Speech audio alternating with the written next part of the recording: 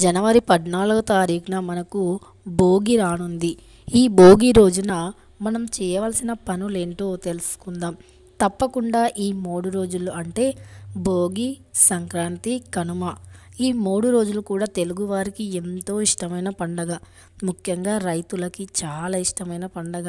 వాళ్ళు సంవత్సరం అంతా కూడా ఎంతో కష్టపడి పంట ఇంటికి రాగానే ఈ సంక్రాంతి పండగను జరుపుకుంటారు.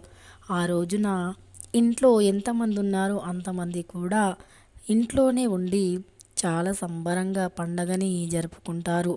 ఇక ఇంటిల్లిపాత అంతా కూడా ఎంతో ఆనందకరంగా ఆ రోజు మొత్తం గడిపేస్తుంటారు. ఇంకా వంటలు, పిండి వంటలు, వాకిట్లో ముగ్గులు, రంగవల్లులు, ఇంటి ముందుకి బసవన్న, ఇలా అందరూ ఈ సంక్రాంతి పండగని ఎంతో ఘనంగా ఎంజాయ్ చేస్తూ ఉంటారు. ఇక ఈ సంక్రాంతి, కనుమ, భోగి రోజుల్లో ఆడవారు తప్పకుండా చేయవలసిన కొన్ని పనులు ఉన్నాయి.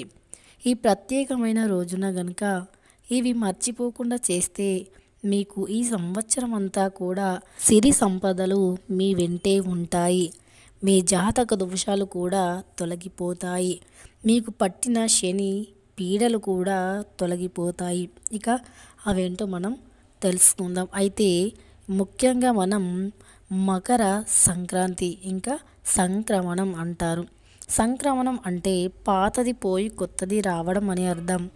ఇక మకర సంక్రాంతి రోజున తప్పనిసరి చేయవలసిన పనులు ఇప్పుడు మనం చాలా స్పష్టంగా తెలుసుకుందాం. ప్లస్ ఈ సంక్రాంతి అంటే సూర్యుడు ఉత్తరాయణం నుండి దక్షిణాయనంలోకి మకర రాశిలోకి ప్రవేశిస్తాడు. కాబట్టి ఈ సంక్రాంతిని మకర సంక్రాంతి అంటారు.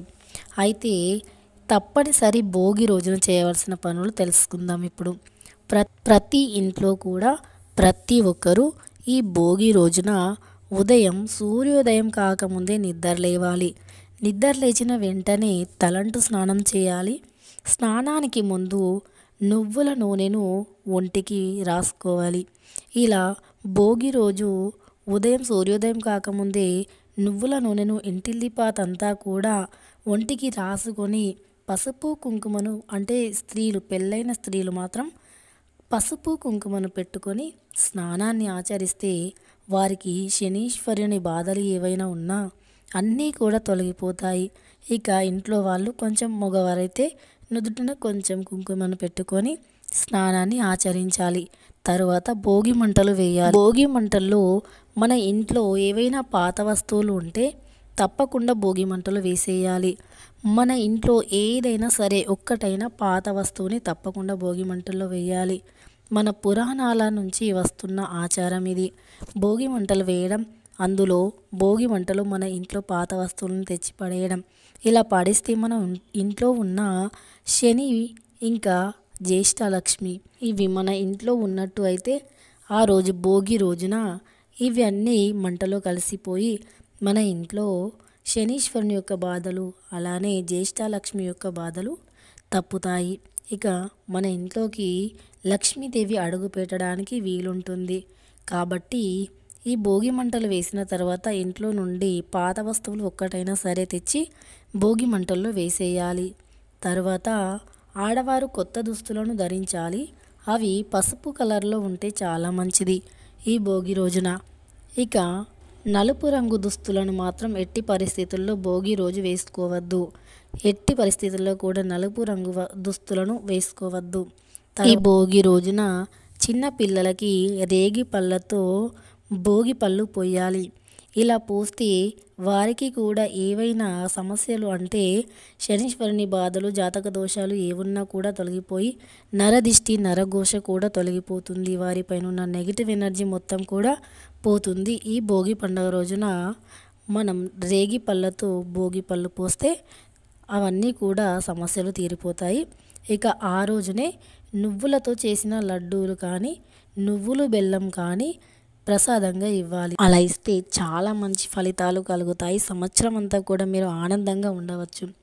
ఇక సంక్రాంతి రోజున ఎవరైనా సరే కొంచెమైనా పెరుగుని దానంగా ఇవ్వండి. పెరుగుని దానంగా ఇస్తే వారి సంపద పెరుగుతూనే ఉంటుంది అట. సంక్రాంతి రోజు మాత్రం ప్రత్యేకించి దానికి పురాణాల్లో మన శాస్త్రాల్లో కూడా ఒక మంచి స్టోరీనే ఉంది. పెరుగుని దానంగా ఇచ్చి ఒక మహిళ, ఏమీ లేని మహిళ కూడా చాలా రాజయోగాలు, భోగభాగ్యాలు అనుభవించిన ఒక స్టోరీ కూడా శాస్త్రంలో ఉంది. కాబట్టి సంక్రాంతి రోజున ముఖ్యంగా అద్భుతమైన రోజు. ఈ సంక్రాంతి రోజున పెరుగుని దానంగా ఇస్తే వారి సంపద పెరుగుతూనే ఉంటుంది, ఐశ్వర్యవంతులు అవుతారు అని మన శాస్త్రంలో తెలుపబడింది. కాబట్టి కొంచెం పెరుగునైనా సరే దానంగా ఇవ్వండి. ఇక సంక్రాంతి, కనుమ, భోగి ఈ 3 రోజుల్లో కూడా ఎవరైనా ఇంటి ముందుకి వస్తే వారికి లేదు అని చెప్పకూడదు. అంటే సహజంగా మన ఇంటి ముందరికి వస్తుంటారు కదా బసవన్నలు ఇలాంటి వాళ్ళు, వాళ్ళకి లేదు అని చెప్పవద్దు. మనకు వీలైనంత తోచినంతనే ఇద్దాం, కానీ లేదు అని ఈ సంక్రాంతి రోజుల్లో, భోగి, కనుమ 3 రోజుల్లో ఎట్టి పరిస్థితుల్లో లేదు అని వారికి ఏమీ ఇవ్వకుండా పంపించకూడదు. ఎందుకంటే ఏదైనా సరే ఈ 3 రోజుల్లో దానం చేస్తే చాలా మంచి పుణ్యఫలం కలుగుతుంది అని మన పురాణాల నుంచి వస్తున్న ఆచారం. కాబట్టి ఎట్టి పరిస్థితుల్లో కూడా మీరు లేదు అని చెప్పొద్దు. తరువాత ఆవుకి ఏదైనా నైవేద్యం తప్పకుండా పెట్టాలి. కనుమ రోజున ముఖ్యంగా ఆవులని అందంగా అలంకరించి ఆ రోజు ఆవులని గుడికి తీసుకువెళ్తారు.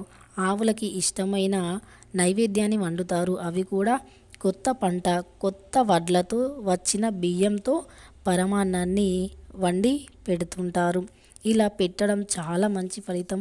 ముఖ్యంగానే మన తెలుగు సాంప్రదాయంలో ఆవుకి ఎంతగానో ప్రాధాన్యత, ప్రాముఖ్యత ఉంది. కాబట్టి ఈ గోమాత అంటే కోటి దేవుళ్ళతో సమానం అని కూడా మనం ఎన్నో వీడియోలో చెప్పుకున్నాం కదా. అయితే కోటి దేవుళ్ళకు సమానమైన ఈ గోమాతకి సంక్రాంతి రోజు ముఖ్యంగా ఏదైనా ప్రసాదాన్ని పెట్టి ఈ ఆవుకి పూజ చేస్తే గనుక నిజంగా చాలా మంచి ఫలితాన్ని అయితే పొందగలుగుతారు. ఇక మీ దగ్గర మీ అందుబాటులో ఆవు లేకపోతే ఆవు విగ్రహానికైనా సరే పూజలు చేసుకోవచ్చు, మంచి ఫలితం కలుగుతుంది.